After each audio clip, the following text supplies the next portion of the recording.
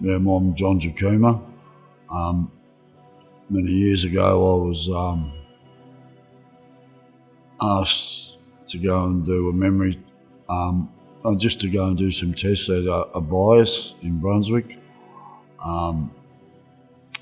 Concentration and memory and stuff to do this test, and I was diagnosed with acquired brain injury.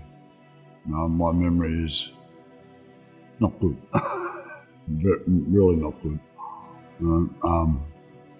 In the afternoon I can never remember what I did in the morning.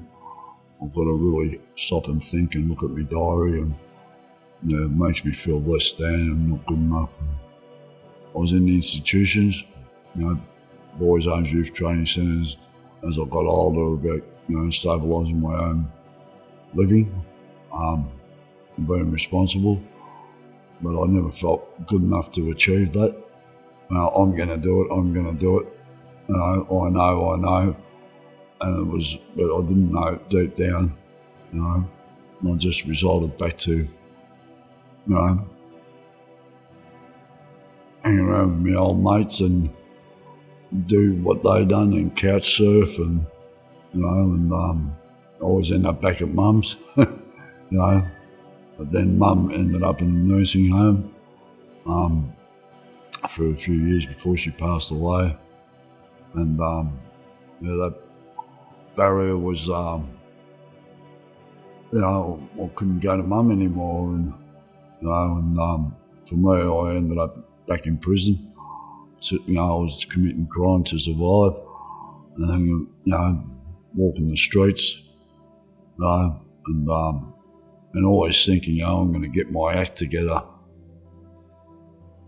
and wanted to, but I just had that thing, I don't know how. That was my truth. Looking back at the time, it was always everybody else's fault. They're not helping me now. When I be at the Salvos or St Vincent's de Paul, and it was horrible. For me, I always felt not good enough in myself. I didn't feel loved. I didn't feel a part of the community. I didn't feel a part of myself. I was just full of crap, and I just can't do things. Always broken promises, like to my mum and dad, and they were alive, and, to myself.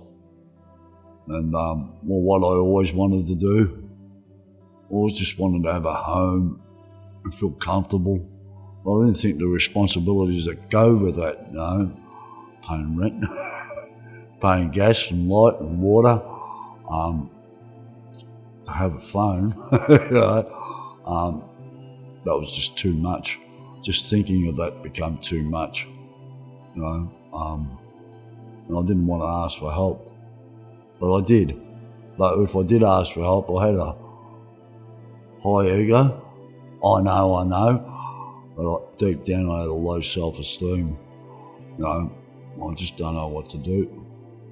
And every time I ended up back in prison, who cares? Hope is, has been abbreviated to me. Hope, hearing other people's experience, and for me, seeing other people's experience too, it gives me hope that's possible for me. It helps me feel really grateful that I asked for help. Especially right now with the questions that you've asked me, from being on the street, living on the street, and feeling hopeless and worthless and lost, not knowing where to go or what to do, and sometimes I just wanted to die, just to stop feeling that way. I feel more a part of the community today than I've ever been in my whole life. I remember being on the street in Perth, in Melbourne, not knowing what to do or where to go. But for me, in my experience, when I stopped using drugs and I got sick of going into detoxes and rehabs, and I accepted that I had to do something different. A friend of mine said to me, he said, John, when I feel flat, things aren't going the way I'm going, I'm in a bit of debt, you know, I owe some money or something, you know, I have that feeling things aren't good enough, you know. And a friend of mine said, John, get a pen, put it in your hand, write down the things that you're grateful you're not doing anymore. And she said, and then after that, write down the things that you're grateful for today. And that little tool sounds simple, but when I write, I'm grateful I'm not in prison, I'm grateful I'm not having to go to court, I'm grateful that I'm not using drugs or alcohol, I'm grateful I'm not living on the street, I'm grateful that I'm not cold, I'm grateful, you know, and then I write down the things that I'm grateful for today, and that everything becomes worthy, and I feel grateful, and that flat feeling just goes away. But most of all, the best thing I ever, that I'm grateful for, that I asked for help.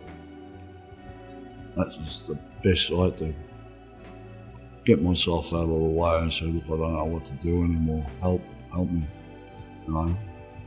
And that low self-esteem that I can't do it, you know, just had to push that away. But I still feel it sometimes, you know, but it was the best thing I ever did.